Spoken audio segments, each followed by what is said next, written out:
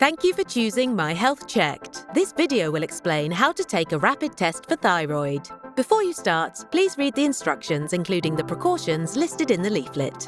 Ensure the test cassette pouch is at room temperature before opening it. Check you have all components listed on the packaging and ensure you have a clean work surface to lay out your test kit. Taking your blood sample. Wash your hands with warm soapy water and leave the hand you wish to collect blood from in warm water for 2 to 3 minutes. Open the foil pouch and remove the cassette. Carefully pull off and dispose the cap of the lancet. Use the provided alcohol pad to clean the fingertip of the middle or ring finger at the puncture site. Position the safety lancet on the side of the selected finger. Press the lancet on the side from where the cap was extracted against the fingertip.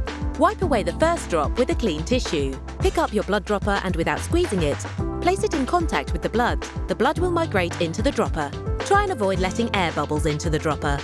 You must not squeeze the bulb. Instead, fill the dropper to the indicated line. If you need to obtain more blood to reach the fill line, gently massage your palm toward your finger. Once you have successfully filled your dropper, align it with the specimen well marked S on the cassette and squeeze to release all of the blood. Unscrew the cap of the buffer bottle and add 2 drops of buffer into the sample well of the cassette. Wait 10 minutes for the coloured lines to appear and read your results. Do not interpret the results after 20 minutes. For more tips and advice on how to manage your test results, please head to myhealthchecked.com/help/videos/thyroid lat flow.